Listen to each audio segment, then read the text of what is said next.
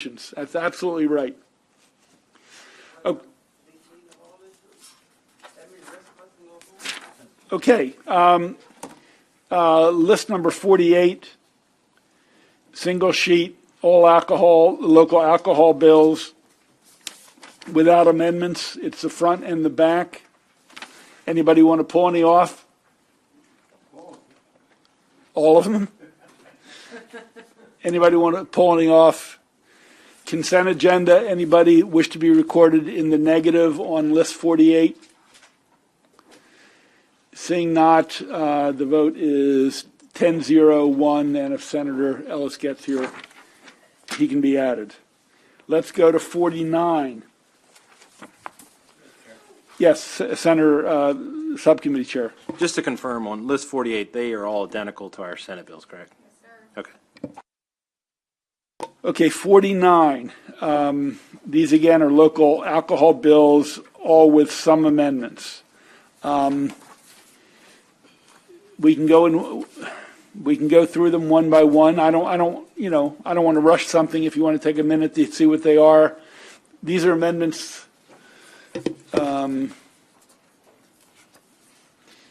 So were these cross files and they were amended, or they're? Some of them are cross files that have an amendment, and some of them are new. Riley, is that okay? Yeah. Okay, who's ever got them? Let's rock and roll. HB 256, Baltimore City Alcoholic Beverages Licenses, Hours of Sale. This is essentially identical to Senate Bill 396, passed unanimously. However, there was an error in the bill, and it changes the word north side to south side to make it correct. Senator Riley, your light's on. Any objection? Just one. We have a letter from the city. We have a letter. Yes. It's not. I'm just going to assume the vice chair is moving all of these bills. Senator Lamb is seconding them. So on the first one, any objection to the bills amended? Seeing none, 10-0-1. Next. So House Bill 428, Montgomery County Alcoholic Beverages Licenses, Annual Fees. This was just not cross-filed. It's an emergency bill requiring the Montgomery County Board of License Commissioners to refund the annual fees and late fees for certain alcoholic beverage licenses issued for the 2020-2021 licensing period. Questions? Anybody wish to be voted in the negative? I don't know if she's okay. Then it's 9-0-2 on 428 or 256. 428. Okay, passed. Next. House Bill 430, Montgomery County Alcoholic Beverages Seating Requirements. Another local bill repeals the capacity requirements for an applicant of a BWL, Community Performing Arts Facility, alcoholic beverage licenses in Montgomery County. It's been moved and seconded. Discussion. Anybody wish to be required? I'm moving fast, but if you don't like a bill, please slow it down, raise a question. Okay. Seeing no objection, that too will be listed as 902 and passed. Next. House Bill 432, Montgomery County Alcoholic Beverages Draft Beer for Off-Site Consumption in Damascus. This bill authorizes the Montgomery County Board of License Commissioners to issue a refillable or non-refillable container permit for draft beer to the holder of a Class H beer and wine license if the license premises is in Damascus, the 12th election district. Okay, it's been moved and seconded. Seeing no objection, the bill is amended. Senator. Just for history, so I know, because these are all different. Does Montgomery County have like different sections like Baltimore City that they set up in Damascus or in this area? I mean, Anne Arundel County doesn't have that. I'm just for my own edification. I'm happy to try to take a hack at this, but this is not my area of expertise, and Damascus is not my district. I know none of you guys know that as the senator for Rockville and Gaithersburg. But Damascus historically used to be dry, and so I think they are possibly, again, I'm not the expert, they may be the only carve-out, and so that's why Damascus has special laws. And so we've passed some stuff over the years to allow them to sell on Sunday, which they weren't, and da-da-da-da, or drink on Sunday. So I don't remember. That's the best I can come up with for you. And maybe someone else has better than that. Okay. Okay. Recorded as 902, but the two you missed, Center Washington, you can talk to Lamore afterwards. Okay, let's go to 432.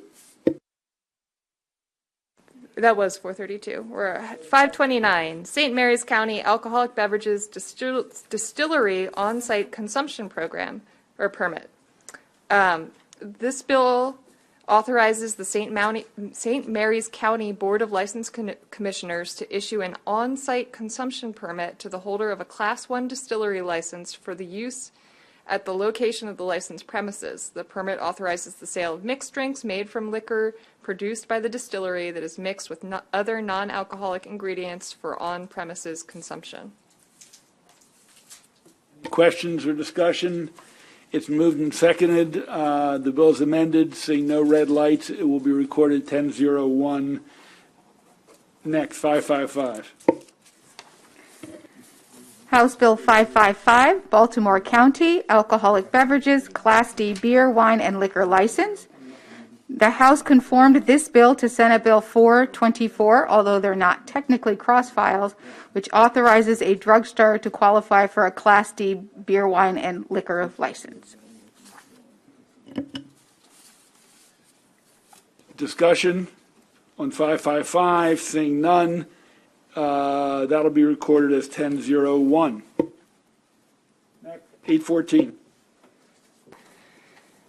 House Bill 814, St. Mary's County Alcoholic Beverages Licenses Annual Fees, an emergency bill that requires the St. Mary's County Board of License Commissioners to waive the entire annual licensing fee for the 2021-2022 licensing period for specified alcoholic beverage licenses. Any questions? Seeing none, it's been moved and seconded. The bill as amended is before you. Seeing no red lights, that will go down as a 10-01. It's another one for Delegate Morgan.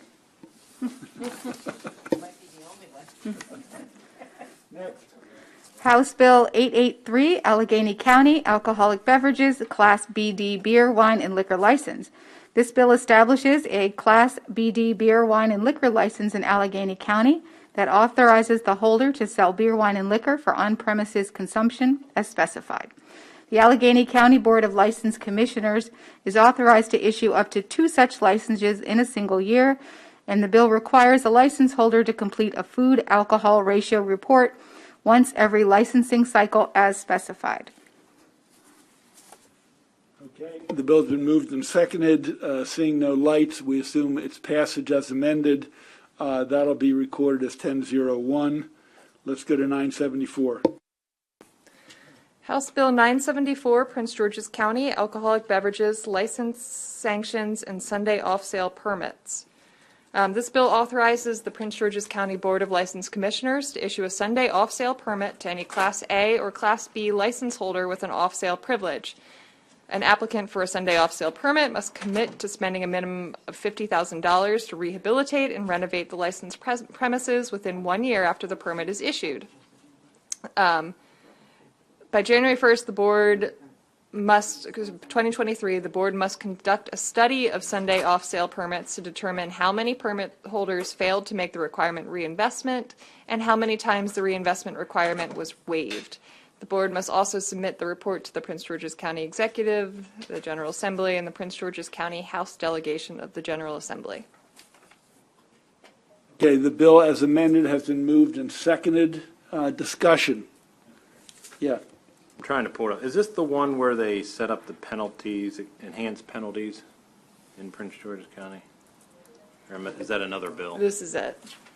Yeah, I mean, I'll vote for the bill. I don't like the fact that if I do something in one county, under the law, it says no jail. If I go in another county, I can get 4 years for it. So I'm just voicing my opposition to, in one county, you can throw them into jail for the same offense as in another county, they don't throw you in jail. So. Okay. And I'm gonna abstain. I have some problems with the bill, but I don't have a better solution. So does that set some sort of statewide precedence?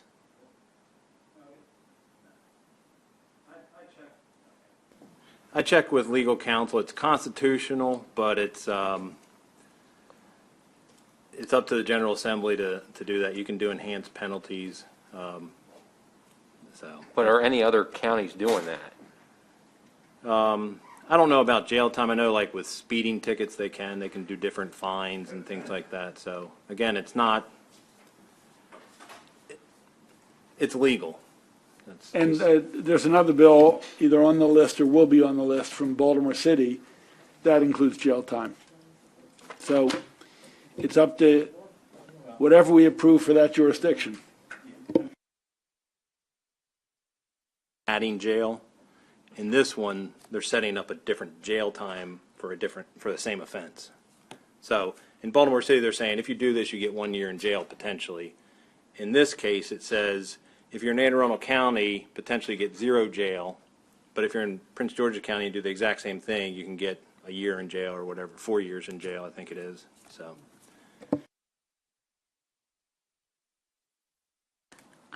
Thank you, Mr. Chairman. Senator Washington, Mr. Demarinis, we're going to take up an election bill in just a moment. What is your hard stop? Around 5:40. Okay, thank you. Thank you. Hey, could you tell me the bill numbers again? I just want to make sure that I'm looking at the right ones, where we talk enhanced penalty. We're on voting list 49. Right. The next to the last one on page 1, Prince George's County, 974. That's what I thought, okay. And it adds additional sanctions. I think I share the chair's and others' concerns about that, and then also, could we hold it, and again, why I say this, again, it's, we're talking about jail time, enhanced penalties. That's a criminal sort of civil thing, and we've been doing a lot in the General Assembly to reduce jail time when it comes to non-violent offenses, and I would just like an opportunity for us to either talk to the sponsors. Yeah, so could I hold that? I don't really. Yeah, Senator, we'll hold it for a day, but again, I'm not a big fan of it, but the House delegation, the House and the Senate delegation has voted for it. So we'll hold it for a day, but I don't want to hold it. I know, I just to hold it, even if we do end up passing it, but I do think this is very problematic. We've spent the last 4 or 5 years reducing jail time for non-violent offenses, and we cannot continue to add penalties like this in different aspects of the law. Probably judicial, if this had gone to JPR, they may have had some additional questions as well. So just, I appreciate the hold. Senator Simon here, I don't want to talk too long on this if we're going to hold it. Bring this up was I was basically explaining my vote in advance. I'm going to give a local courtesy, but that's why. Okay, we'll hold 974. We will vote it tomorrow. Yep. Up or down? Thank you. 1016, Calvert County. House Bill 1016, Calvert County Alcoholic Beverage Licenses Annual Fees. This bill requires the Calvert County Board of License Commissioners to reimburse each license holder in the county the amount of the annual fee for specified alcoholic beverage licenses. Okay, it's been moved and seconded. The bill is amended. It's before you. I see no red lights. We will record it as a 10-01. Next.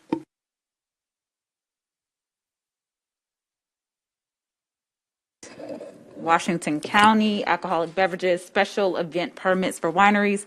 This bill increases the number of times that a Class 3 or Class 4 limited winery license holder may use a special event permit for each year, from 32 times under current law to 60 times a year, and this applies to Washington County only.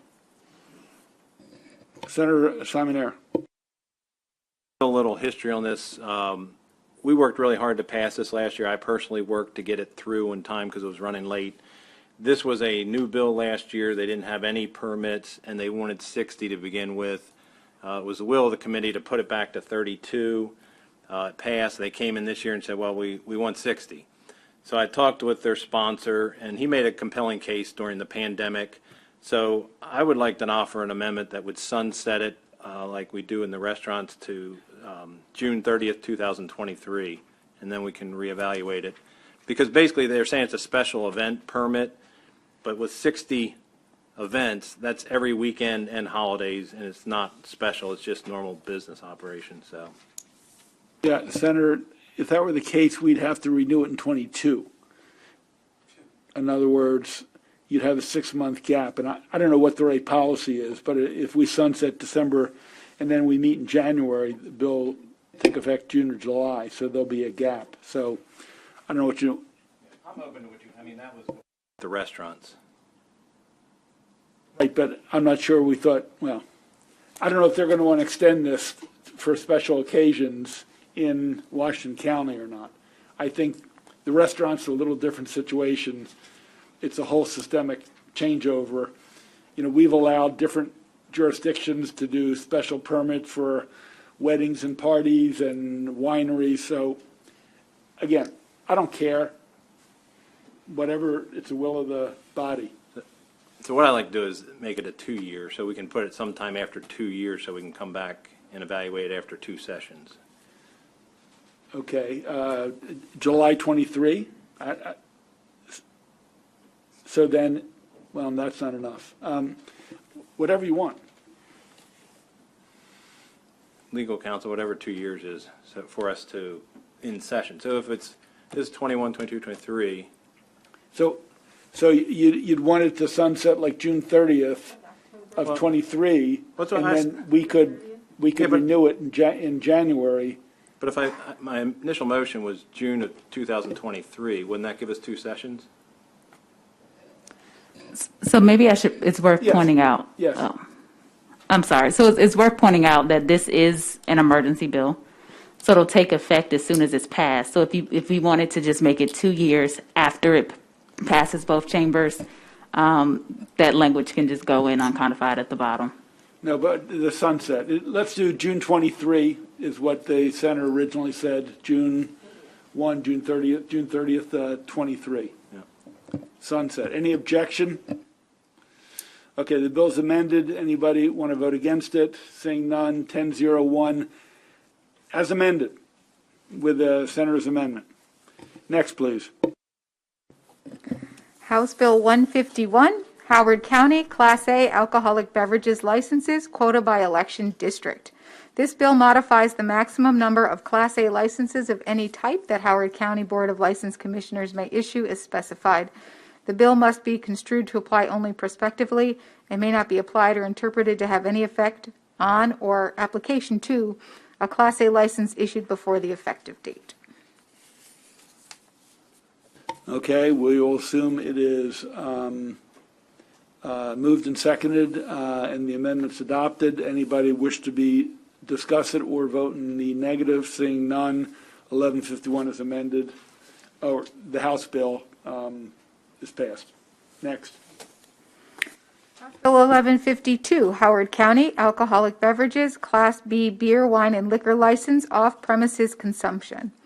This bill authorizes the holder of a Class B beer, wine, and liquor license in Howard County to sell beer, wine, and liquor in sealed containers for off-premises consumption only to a person who has purchased prepared food from the premises. The bill repeals the beer and wine B/SBW off-sale permit that a Class B beer, wine, and liquor license holder previously needed to obtain to sell beer and wine for off-premises consumption as specified. Okay, it's been moved and seconded. Anybody wish to be recorded? Senator. Yeah, this bill is basically what Frederick was doing, where we had the statewide restaurant carryout provision. I thought that was the other one. This doesn't have any limitations, so can we just hold this to see what happens with the statewide bill? That's 1152, sure can. I do have an amendment to conform it to the statewide version, if that makes you feel more comfortable. Does that? With like the sunset period and everything else? Okay.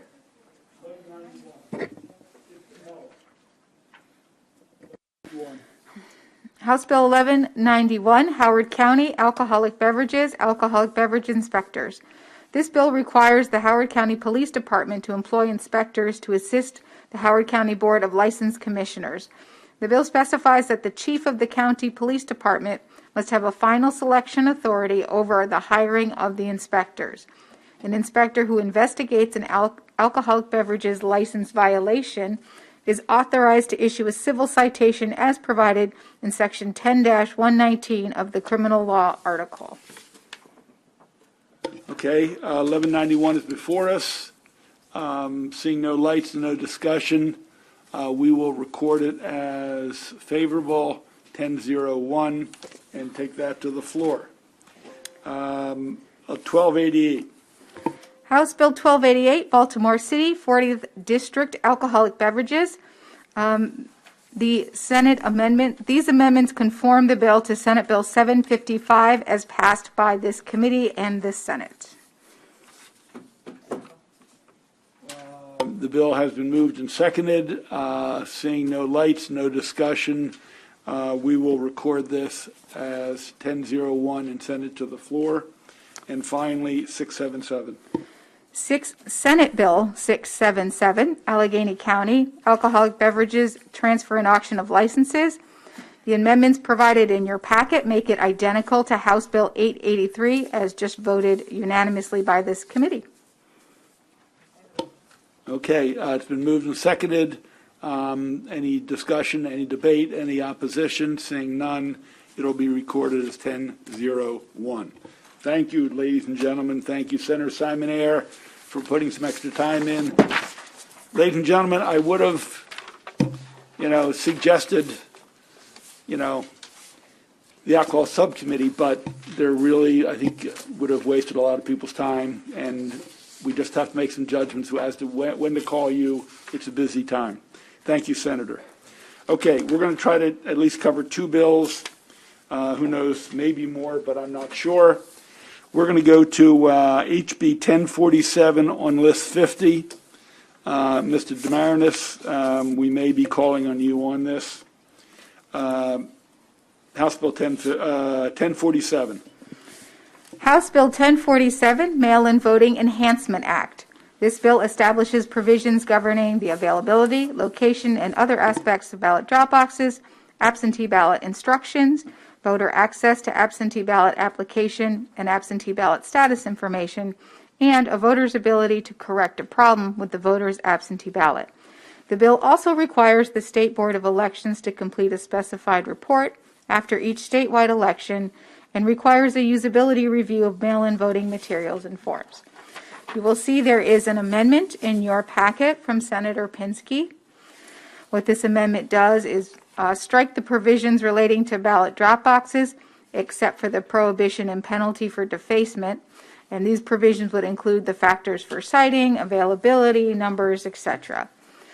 The amendment also strikes the specified report required of SBE and the usability study, which, if you recall, was placed into House Bill 1048, the permanent absentee ballot bill. It retains the provisions regarding the tracking of completed absentee ballots and curing procedures for problems with the returned ballot. It requires the local board of elections to send notice of a problem found with a ballot within 3 days of determining the problem.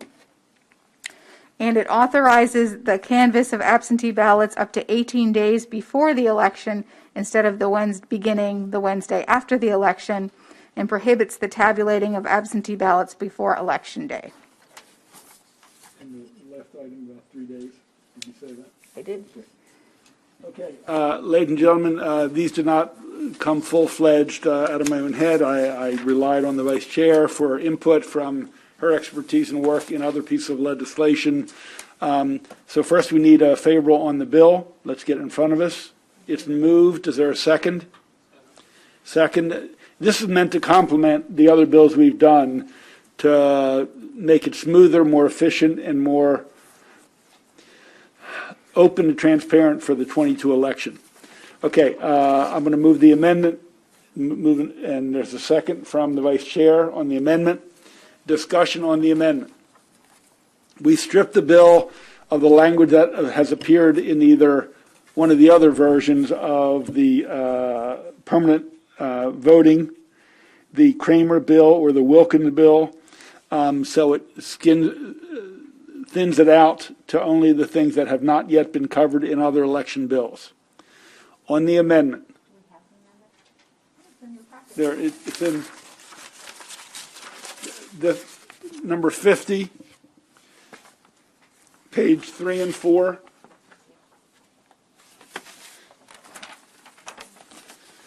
It should probably be a Pinsky-Kagan amendment, but it is what it is. Senator Carrozza, on the amendment. Thank you, Mr. Chair.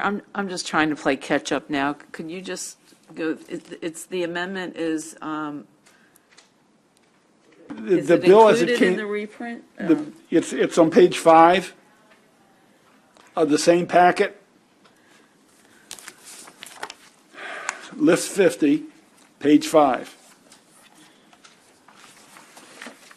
It initially came in talking about drop boxes as well. We took that out because that's been covered in other legislation which has already passed and been sent up to the governor. But she has language on curing ballots where people send them in without their signature, for example. And this sets a process in place for the local boards of election to seek them out using texting, email, direct mail, to see if they would like to put their signature on, if that is the only thing stopping them from being a legal ballot. And it sets some other procedures for the local Board of Elections. Is that fair? So this bill it's moved from being a Dropbox bill to the correction of the ballots. Title is Mail-In Voting Enhancement Act. It dealt with a multiple of issues. It dealt with Dropbox. It dealt with curing of ballots. I'm sorry?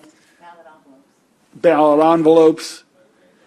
So we have just taken out the sections that have already been passed in other legislation. So does this include if we're talking ballot envelopes, does this include the removal of political affiliation?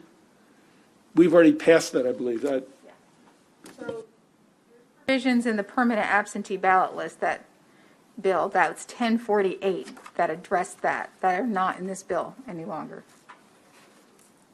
Okay, so the removal of the political affiliation on the envelopes was included in what bill, and what's the posture of that bill? House Bill 1048 has been passed third reader in the Senate. It was voted on this afternoon on the floor. Senate Bill 635. Has already been returned. It's on the passed. governor's desk, actually. Yes. Mm-hmm. And our position was we took off the affiliation on the outgoing envelope, but because the local boards needed it for separating them and sorting, we left it in on the return. So that took all that and that's gone. So this bill is now just to basically correct and cure ballots. Is that the gist of this now? The posture of this is 1048 became sort of a mixture of 1047 and the permanent absentee ballot list bills. The House, when there was discussions as to what to include in the permanent absentee ballot list, asked for provisions that were in this bill. Those provisions that are already passed on House Bill 1048 and Senate Bill 683 were stripped out of this bill. You don't need to discuss security of drop boxes and location and factors and the usability study. That's all been passed. What the bottom line is of the bottom line in this particular bill is that it deals with curing of problems with completed absentee ballots, with tracking absentee ballots, which is something the state board did in this particular election. It puts in a penalty and a prohibition on defacing ballot drop boxes.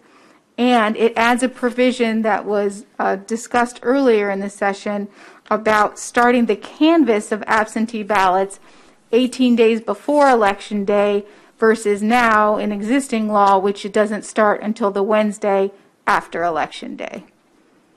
So, Senator, if you go to page 13, the whole bill is now 13 through 15. Page 13 is what's called curing.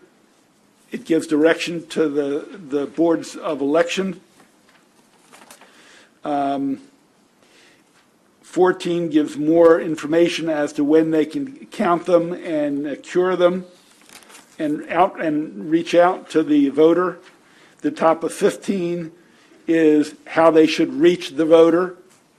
And then the bottom of 15 is if someone tries to damage a drop box. What technology are we using for the tracking of ballots? Jerry, do you want to answer that question? I just want to understand the process of the tracking of ballots. At one point here, it's the same tracking that we used for the 2020 election. It's scanning from when the vendors, releases the envelope out there. There's a way that we communicate with the voter through email systems to notify them of periodic points where the ballot is when it's entered into the portal, when we put it in for them to expect it, and when we receive the ballot, when it gets checked into the system, and then when it's finally counted. You receive those 3 points of emails. So that's the tracking part. So when it leaves us, that we're mailing it out to you, when we receive it, and when we count it. But that's not in this legislation, Senator. Right.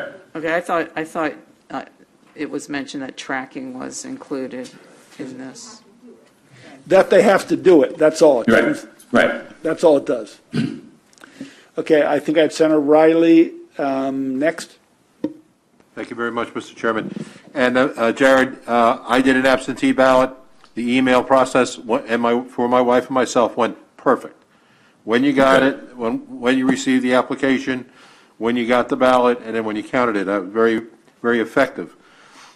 On page 14 of our packet, it talks about may not open an envelope prior to day 18. How far in advance of the election day might you start receiving absentee ballots? We start mailing them out to overseas and military voters 45 days before Election Day, and then roughly the first batch to domestic voters are soon thereafter. So you can technically starting to receive them, a week or so later. But I think you usually get like a third that comes in immediately, then a third closer to Election Day. Okay. And then the other third is, just kind of sprinkled in between those 2 big, I would say, areas. Thank you. Mr. Chair, why was 18 days selected? Do you know? Thank you for the question, Senator Riley. It was longer last year, and that's part of why we were able to get our results so quickly. 18 days was the number that was requested by Mayo, the Maryland Association of Election Officials, who are our on-the-ground people in each of our 24 jurisdictions. Okay. So the reason I asked that question is, if you can't open the envelope until 18 days prior to the election, it gives you a fairly short window to identify a problem and try to cure it. Any comment on that? Well, just one, and then I'll send. It says, as soon as they go through it. Right. Our page 14, Jared, it talks about the regulations under this paragraph shall allow a voter to supply a signature if the voter failed to sign the oath on the ballot envelope. Are they required to come in and personally sign the ballot envelope, or is this signature away from the actual ballot envelope? I think that it's just allowing us to have the regulations to, for flexibility purposes on the signature portion of it. So if the voter is away, there might be ways to get a signature on the oath without them coming in. We, of course, would want them to come in, but that might not necessarily be possible. But the regulations, of course, would be developed and public, and the process would be, with public scrutiny as well. Right, so what you're saying is signature on an oath, but not necessarily on the ballot envelope. There might be need for flexibility, which is why its regulations are to be adopted on this front. Thank you, Mr. Chairman. We're on the amendments now. On the amendment, Senator Carrozza? Senator Carrozza, on the amendments? Right. The amendments, I'm asking if on page 14, where you said is the bulk of this, have we, and it has that the state board shall adopt regulations requiring the local board, and it goes through it. I haven't, this is the first time I'm seeing the amendment. So do we know what the impact is on the local board of elections, and have they had a chance to review this, and do we have any feedback from the local board of elections on this? And I'm asking whoever may know. Well, I think that all these bills have been brought in front of the local boards. They're well aware of all these, the legislation. We just came out of the 2020 election where, we are started to allow voters to cure ballots based upon issues of missing signatures. So this part here is codifying almost a practice that existed for the 2020 election. So this is not something that would, I would say, cause any sort of undue burden or concern to the locals. And Senator, they were not amendments. They were passed in the House bill. So for the 2 months it was in the House of Delegates, everyone and anyone, this reprint includes the bill from the House. The amendments are underlined. So setting up regulations, as Mr. DeMarino said, one that's been in the House in the original bill, and the bill passed third reader in the House, and it's what they did last year.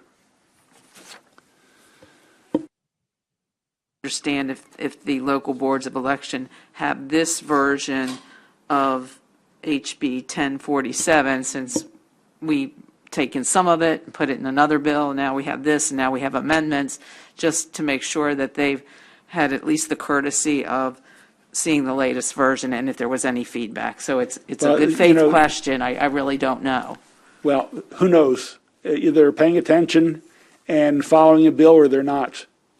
Just like MACO and MML and NARA and the teachers and anybody else. But I don't think we stopped the process to check with every one of them at every step of the process. Senator Simon Ayer. Thank you. Just a couple quick questions. On page 13, it talks about the tracking of the ballot, and I'm assuming the intention is that only a voter can access their own voter status. And just if you can help me with that one. So I can get a voter file that has their ID and their information and all that.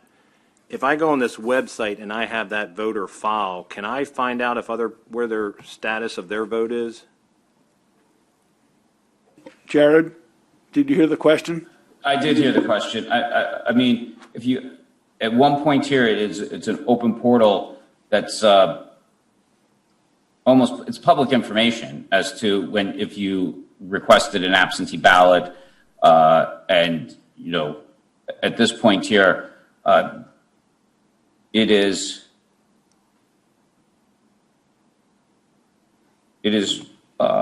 basically through the website. So yeah, I mean, if you have all the information required to get on the voter, the answer is yes. You would find out that a voter had requested an absentee ballot and it was sent to them. Just like as if you requested a voter list, you would get that information as well. the campaigns get that all the time. So this is not anything that I would say is secretive or not given to campaigns. Right, but it's also additional information. I know if you have actually voted in this election or not because you're tracking whether you received their ballot back. So as a campaign, I can use that information and say, look, I know you haven't voted yet. You need to get out to vote. And they're going to say, well, how do you know that? Well, we passed a law to track you. And I'm just wondering. But the campaign gets that information already. During election day? You can get the list of people who are requesting absentee ballots, and we know campaigns will send to those people. No, I understand that, but well, do we know that they voted? Yeah. I'm sure, Senator Simonetti, that you've been involved in phone banks, as probably mostly all of us have, and we're not calling people whose ballots have already been cast. So if someone votes in early voting, for instance, that database is updated every night with somebody who's early voted, so we're not bothering people who have already cast a ballot. Okay, fair enough. Learn something new every day. Okay, second thing on page 14, this is the curing. And on line 24, it talks about the problem. And I'm just trying to find out what the scope of that problem is. I see that above that it talks about a signed oath, they receive more than one ballot, intentionally marked to identify it. Those are all reasons to reject it. What is the scope of when we say the problem? If somebody marked it as an identifying mark, can they come in and cure that?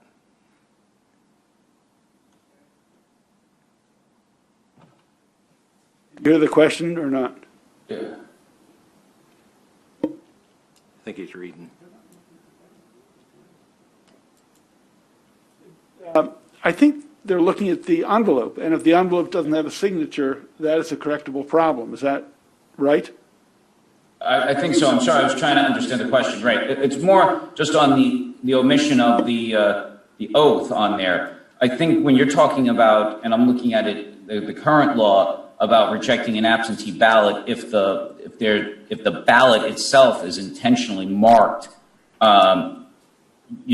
to have some sort of identifying feature to it, that would almost be, that's not a part of the curing process. Okay, so and neither is a person trying to change their vote or saying, I want to change everything.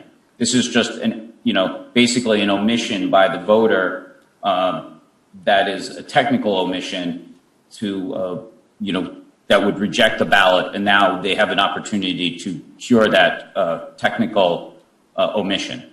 Okay, so my point here is the term is broad when we say the problem, but are we saying the only problem they can cure is a lack of a signature or an inappropriate signature? No, Senator, you have to read the whole sentence. Notify a voter of a problem with the voter's absentee ballot that would cause the ballot to be rejected, but which is capable of being corrected by the voter. I mean, I think that sets the guardrails. I mean, what you're saying is there's a problem that can be cured, and I'm saying, what's the definition of a problem that can be cured? Is it only a signature, or is it, I'm trying to find the scope of what can be cured. Is there anything else other than signing the oath that can be cured? On the outside of the envelope, no. I just want to make sure that. Yeah, I can't think of anything right now, but there might be one or something else that I forgot that Mayo might have told me. But outside of that, I think a majority of this, more than a majority, probably a substantial portion of it, is going to be just on signatures. Okay, great. And then the other thing with the curing, what is the process? So you have two people looking at a ballot, they come in, somebody finds that they didn't sign it. What happens then? Do both people have to go and contact the person, or is it just one of them, or do they hand it off to some special investigator? I mean, how do we make sure that we have the two-party system working to make sure everybody gets cured fairly? So I think that's where the regulations come into play. and it would be more or less requiring local board staff, because this is not opening up the ballots. This is looking at the outer envelope before the ballots are separated to say this voter is missing a signature. And I would say that that's a very, objective, omission there. It's either on or not. Okay. And so at that point there, then the triggering 3 days would be how to notify it and making sure that it all is documented correctly for if the parties do want to investigate on their own or if the campaigns want to investigate on their own. But all this would be through regulations, and the process would be public for everyone to look at and to witness. Okay, last question. On page 15, because I know we've had several bills, and I'm not sure where we are with what bills pass and all that. Lines 8 through 11, it talks about the last properly signed oath is the one that's accepted. I remember in some bills we were saying it's the first, and I heard this one's talking about doing the canvassing, which I thought was tied to counting the first one. So where are we on that?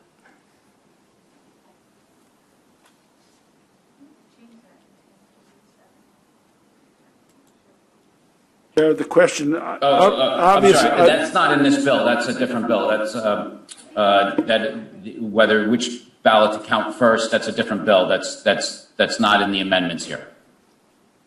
Right, but we're changing the process, which I would think would make it to the first one counted, correct? I mean, you can. If you start canvassing them, you have to count the first one, I would imagine. And Right. You're thinking of Delegate Feldmark's bill, which this committee heard last week. I think that Right. you're thinking of that bill. right, but if we're processing these, I mean, we're canvassing them.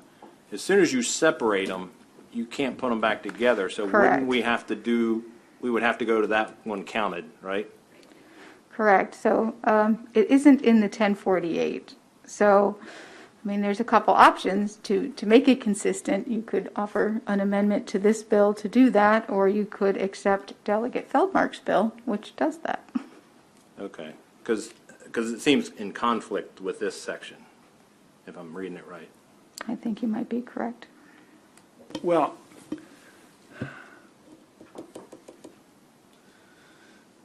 yeah. Right. I think you can amend. What was it? It would be count the earliest or the first received ballot. That's my last. Okay. On the amendment, any debate, discussion on the amendment? Yes. Minor thing for council. Ms. Goodman, page 14, top line. I think it's just a proofing error, just so we're, may not accept, reject, open, or process an envelope or any envelope, but not any envelope. Yep. Okay, we'll consider that technical to the amendment. Any objection to the amendments? They're the underlying language. Seeing none, it's adopted. The bill as amended is before us, the Wilkins bill, HB 1047, roll call. Senator Kagan? Aye. Senator Lamb? Senator Hester? Senator Ellis? Senator Gallion? Senator Carozza? Senator Washington? Senator Riley? Senator Patterson? Senator Seminaire? Yes. And Senator Penske? Yes. 10-1. Okay. Bill passes 10-1. We're going to go to 1091 HB on the same list, number 50. Thank you, Jared. Thank you. Not yet. Mr. Chairman, just for clarity, did we take the earliest and latest, or we did not take that suggestion?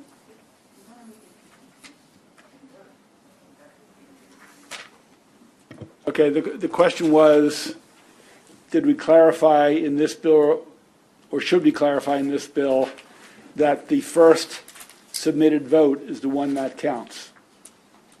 And so there wouldn't be any provisional at the back end, is that right? I don't think, I mean, I'm not So arguing if for they it. voted a provisional, then that ballot would be rejected later. Because if they had already voted an absentee under this bill and the state board counts it as being counted, then the provisional would just be thrown out, that's all. Okay. I don't know even how they would get a provisional, but, that's another story.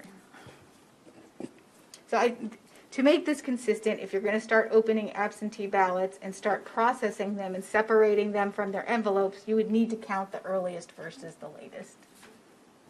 Right, and when someone walked up on election day and they were checking in, would it show on their name that they had already voted? Yes, I mean, that's the whole point of having the poll books, so yes.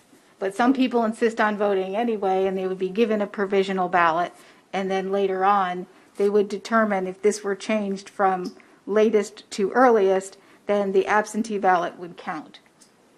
Right, but if this is working, they did a mailed ballot, it was counted and recorded, then when they came in to vote on election day, they'd be told that you've already voted. Correct. So they wouldn't even have a provisional. Well, the philosophy of the state board is you help a voter vote however they want to vote. And unbelievably, some people, even if they've been told they voted, will insist on continuing to vote. So they'll be given a provisional ballot and it just won't count. Okay. So is that a motion, Senator? Yeah, I mean, for consistency. Okay. I don't know that I like the whole Okay, concept. the motion is, and we don't have the exact language, that the first vote cast is the one that counts? No? Sure. So yes, Senator Simon-Ayer, language is not the first vote cast, it would be the first received, the first ballot received back at the local board of elections. Okay. Okay, so the amendment is the first vote received by the Board of Elections. Is there a second? Senator Gallion. Not this amendment. Okay, any objection to the amendment? Adopted. Senator Gallion. So just to be clear, I apologize for not asking this earlier. So I like the idea of being able to start the process of counting things up prior, but as far as when they announce results, is it already in the law somewhere, just like with the early voting and stuff, that these results won't come out until the polls close at 8 p.m.? That's clear in there? They may not be tabulated. We could find. Yes. Here, on page 14, line 4.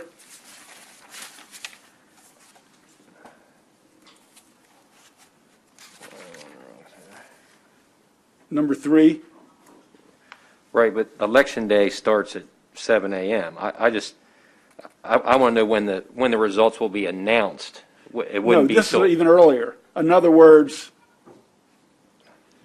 So they can't even feed them in the machine and press count until election day. So already people voted. They don't announce results until after the polls close on election day.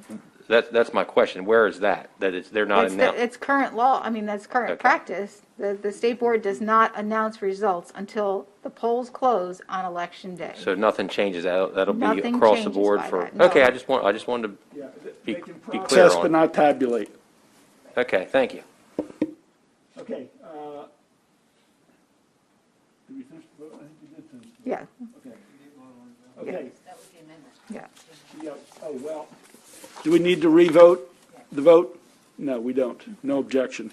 Okay, we're going to go to Bill 1091, and that may be the last bill of the day. Okay. House Bill 1091. So this is the the bill title is State Procurement, Emergency and Expedited Procurements, Revisions and Reportings. This is the cross-file of Senate Bill 829, which we heard earlier this session, but we have not taken action on yet. So this bill establishes a statutory definition of emergency for the purpose of deciding when to use an emergency procurement and requires the Special Secretary for the Governor's Office of Small Minority and Women's Business Affairs, in consultation with the Secretary of Transportation and the Attorney General, to establish guidelines for each state agency to consider when determining the appropriate minority business enterprise participation goal and outreach for an emergency procurement contract. It also requires, under specified circumstances, that emergency procurements be approved in advance by the Chief Procurement Officer. In addition, it extends authority to conduct expedited procurements to all agencies. Finally, it codifies and expands reporting requirements related to emergency procurements. The Board of Public Works may adopt regulations to implement the bill. If you recall, a lot of the provisions of this bill, particularly as it was first introduced, came out of a report done by the Department of Legislative Services Program or Evaluation Division. Senator Lamb has offered amendments to this bill, which are in your voting packet on page 17. So if you're looking at, this is voting packet list number 50.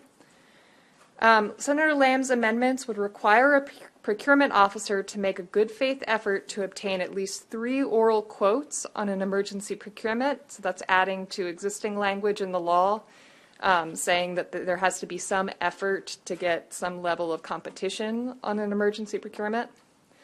It would require a procurement officer, before awarding an emergency procurement contract, to evaluate the contractor's ability to perform the requirements based on specified factors. That's on page 8 of the reprint, and I'm sorry I haven't kind of tabulated that with the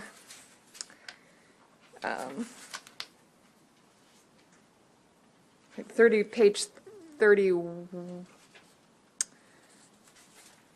29 going into 30 of the voting packet.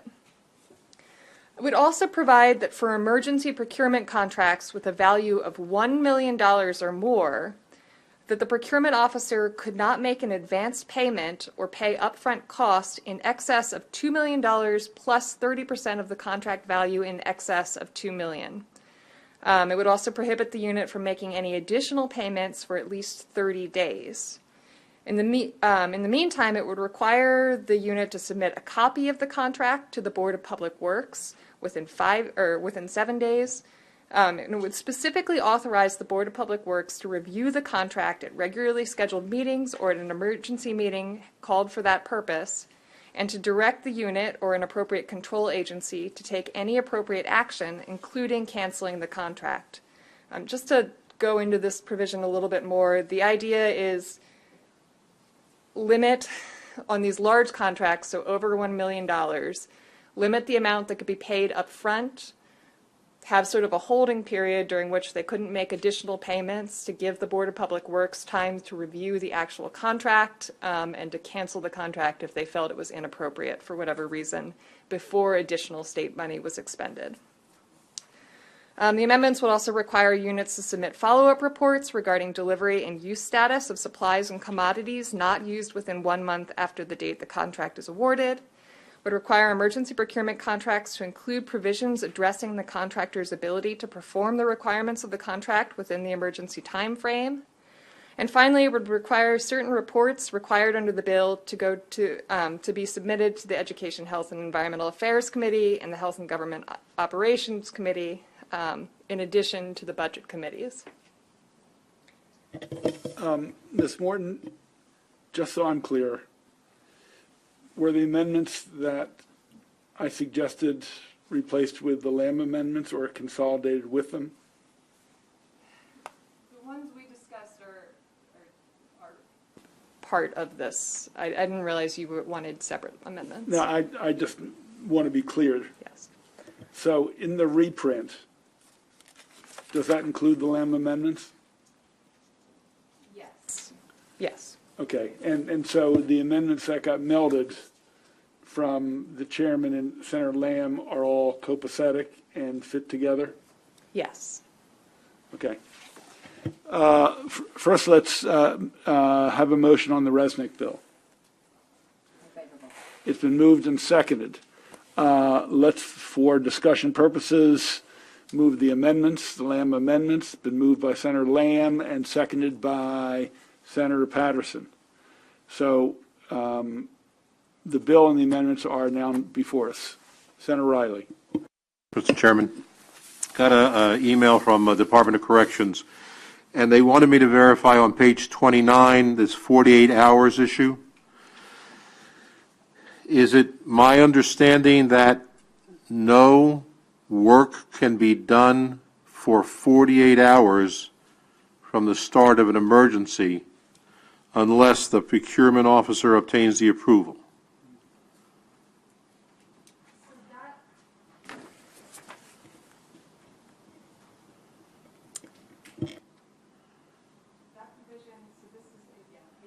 Page 29 of your voting packet, Yes. page 8 of the reprint. Yes. That is subject to the exception, if you look on line 15, except when delaying a procurement by up to 48 hours would likely result in imminent harm. Okay. So again, a lot of these procurement contracts or emergency procurements are, according to the report, were not really, 48-hour kind of get all types that. of emergencies. I get that. The observation, Mr. Chair, is the plumbing breaks in the prison. You can't have the prisoners not use the toilets for 48 hours. The electric goes out, and a lot of the equipment in the jail, prison, or the confinement area is run by electricity. You can't go 48 hours without having the juice. So this says, if I understand the council properly, if it's that important, get it done.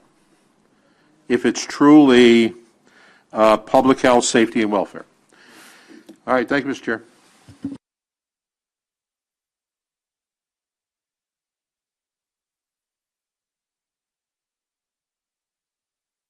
Thank you, Mr. Chairman. I had a couple of questions, and I don't know whether they were in the Resnick. It looks like they're part of the amendments. So first off, on page 29, the section that Senator Riley was just asking about, the 48 hours, first off, I'm a little worried that the chief procurement officer is the one person who is like almighty and gets to decide how we're spending potentially many millions of taxpayer money.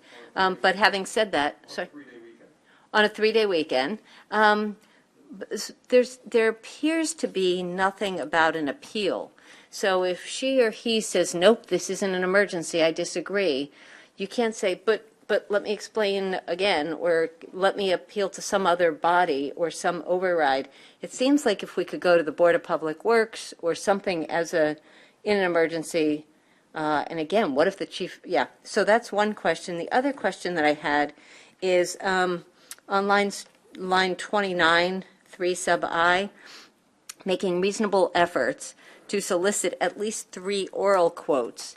And my concern with that is just, are those oral quotes going to then be verified in writing? I didn't tell you I'd charge that much. I'm charging you a lot more than that. And that's after I get the contract.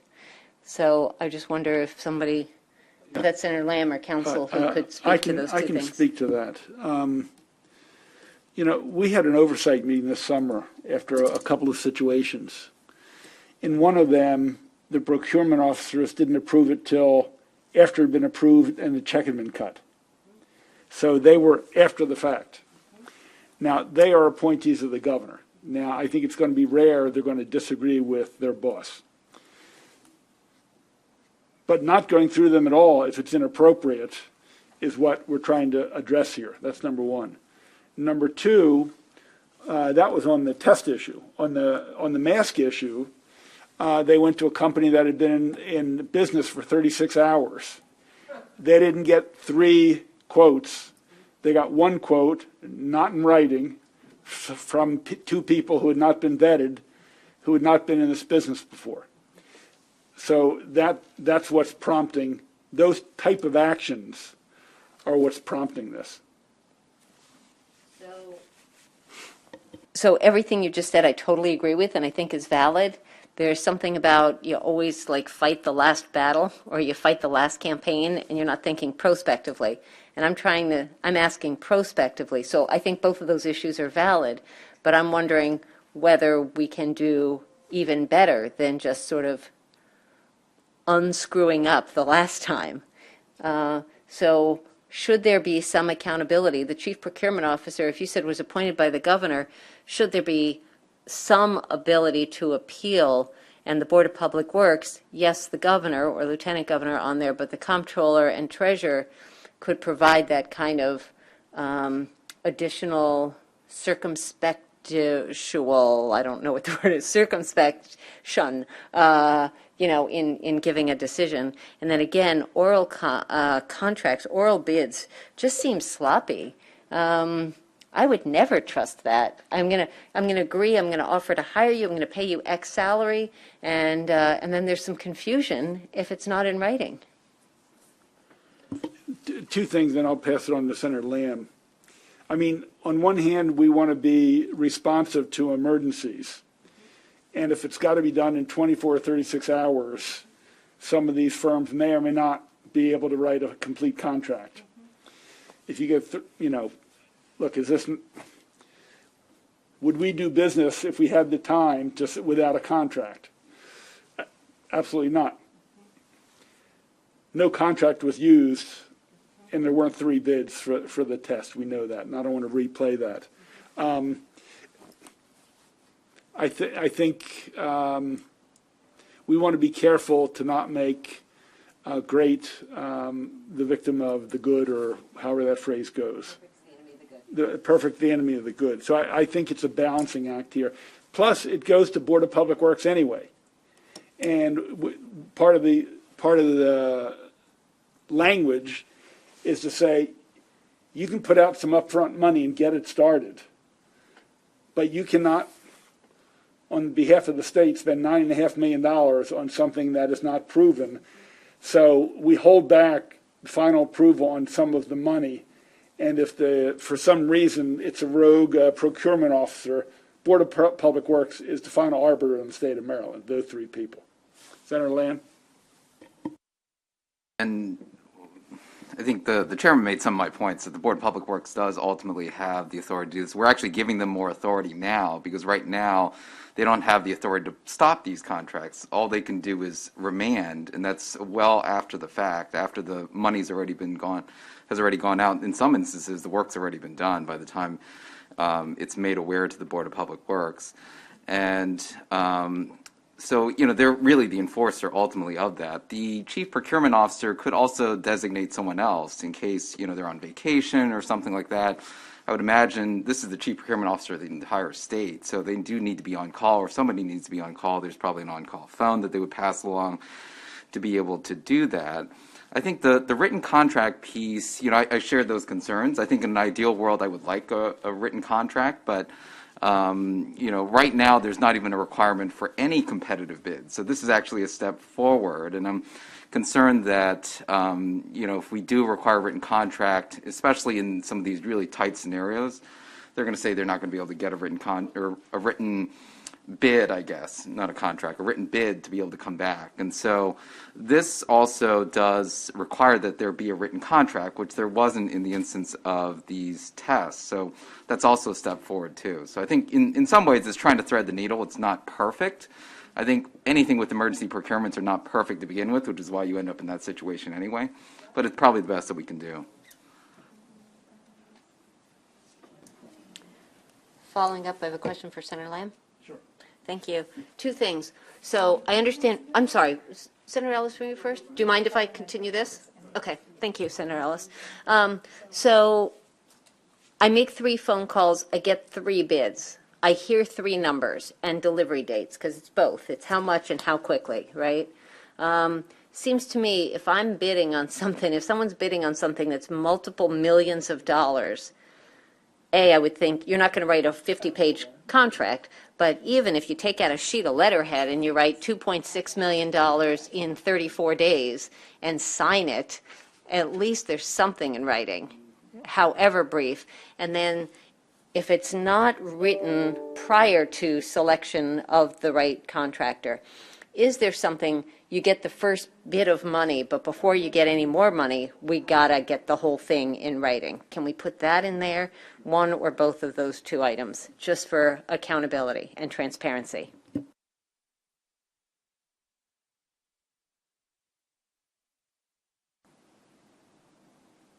So I think that's why we required that written contract, so that it is in writing at the end of the day. A lot of these contracts are kind of template contracts. You know, they're just fill in the blank kind of things. And if it's the company that really wants the bid or wants the contract to go through, they're usually working day and night to be able to get that contract through, because it's oftentimes a very costly and lucrative, I guess, contract for them to be able to procure. So, you know, and that's the reason that we really want that written contract. I think in the instance of the South Korean test, for example, there was just a letter of intent, and that's where I think it gets really, really muddy without the ability to, for example, return the test at no cost, et cetera, et cetera.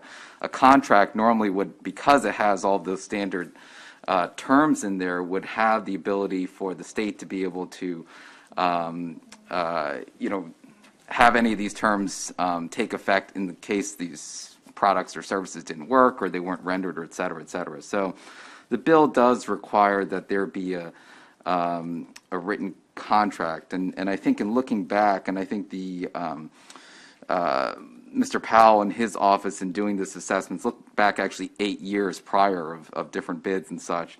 And I think they didn't find any other state that required written bids just because of the time frame. But, you know, I think the written contract is a way to be able to get at that eventuality and then to present that to the Board of Public Works. And we really give them a pretty wide window that anything up to $2 million, they can start spending money on already. It's really only $2 million and above that we start saying you can do an initial outlay of funding, and then you have to come back to the board for the rest of the funding once you're approved. Yeah, thank you, Mr. Chairman, colleagues. Just listening to this, take me back to my Air Force days. I did a lot of contracting for stuff that we needed. And, you know, just because it's an emergency doesn't mean that you throw your hands up and, oh, my goodness, what do we do? I think you follow the same procedures. You only kind of expedite it. People show up on weekends, people show up at night, and they expedite things. So if a service or product is needed on an emergency basis, you'll have the contracting officer go to, on normal circumstance, when I say normal, you'll go, people who think and act rationally, even in an emergency, they will go to companies who are in that business to provide that service. You'll go to a company that have that product or can make that product, have experience in it. And they're set up to provide a bid to say, hey, we can do this. And then the contracting officer decide, yes, you have the capability, you have the resources to provide this product or service, and then they will work longer hours to make sure that the documents are provided in order to procure that product or service, i.e. the contract. So, I mean, I wouldn't be afraid of the word emergency. Oh my goodness, everything changes. You know, ideally you go through the same procedure, but you just expedite it and generally get a good product or service. I just wanted to kind of drop that in there. Thank you. Thank you, Mr. Chair, and thank you, Senator Ellis. Actually, that was helpful, and it goes to the question that I have for Senator Lamb. And I appreciate that Senator Lamb mentioned that we're trying to find this balance of, you know, that immediate emergency right when it happens where action has to be taken, and also what we need to do in the overall procurement process. So my question to Senator Lamb is, can you walk me through the situation that Senator Rowley described? What can a procurement officer do in that immediate situation, and then what is expected going forward?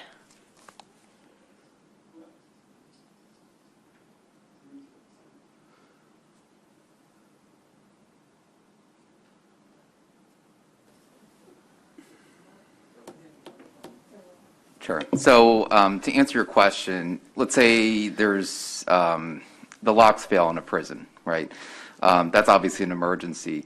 The chief procurement officer and the agency lead, the secretary for that agency, can determine there's an imminent harm risk there and actually can bypass, there's a release valve to what Senator Riley was saying.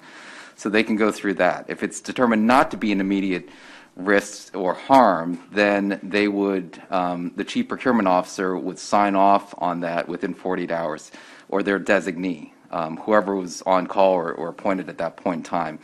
If the chief procurement officer doesn't actually respond within 48 hours, I think they can actually proceed based on the terms of this. And so, there's some basic protections in there, but there are also release valves to allow this to proceed if there's imminent harm, if they're not hearing back from the chief procurement officer, and if that person's not available, that a designee can make that determination. So in that immediate situation, you can take some immediate action requiring the expenditure of a certain amount of dollars to get somebody on the scene, and is there, and if you make that decision, then what?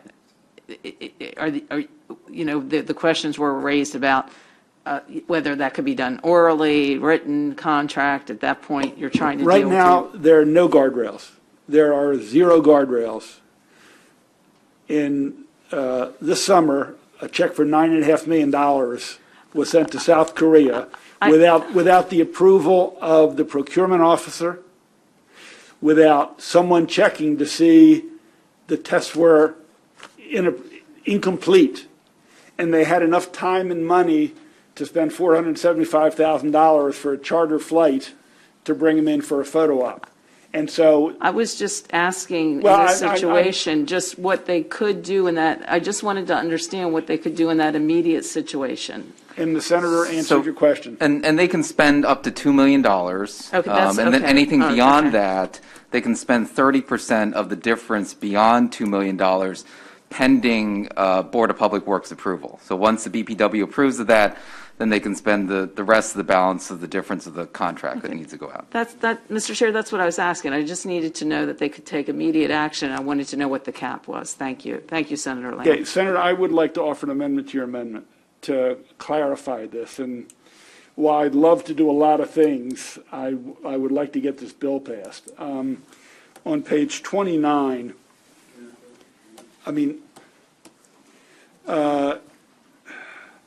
I guess at the bottom of the page, 1, 2, and 3, I would like it, but because it's still going to call for a contract, I guess I would like to take out 1, 2, and 3 under 3. It was in the original bill, and then I know the House already took that out once. Can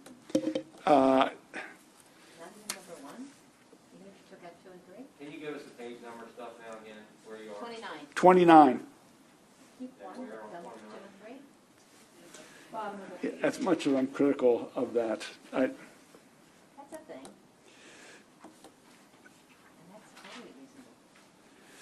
Can you explain the rationale again? This is in the first 48 hours, all of these things? No, it's before awarding the contract, so they would not be able to award the contract before they had done this evaluation. So when does the contract get awarded under this scenario? I would, Yeah. I would offer when the procurement officer approves it.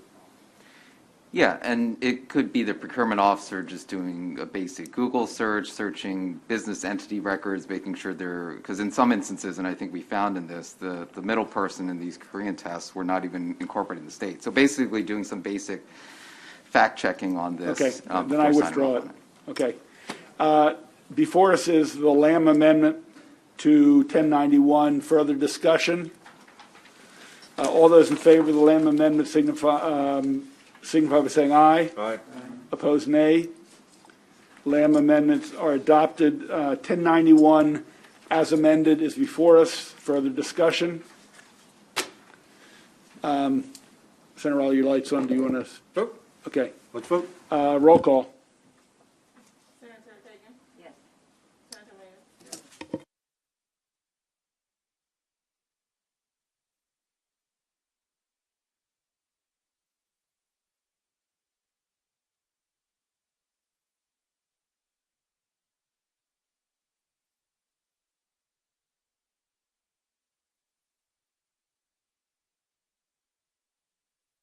There's a companion Senate bill. Do you want us to conform it, Senator Lamb, or not? There's a Senate bill, Senator Lamb's bill, which was introduced 6 weeks ago. Can we conform it to the same language that we just adopted the House bill? Seeing no objection, the same vote will hold. We have some concurrences, and we have another bill we have to vote on, but we are going to end it here. I'm looking at tomorrow morning. You've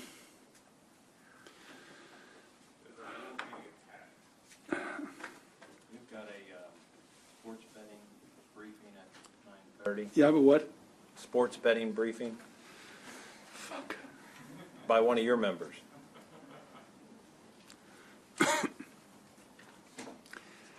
Let's do 10:15 here in the committee. We'll do the concurrences, and there may be one single bill, but not controversial. So, rules is 10, it's virtual. It shouldn't be long. I don't think we should let out any bills at this point, but being that. So at 10:15, then I'll tell the Senate President we might be a few minutes late. So 10:15 here tomorrow morning. No, we have to do, we got to get moving on concurrences. Turn off your microphone, please.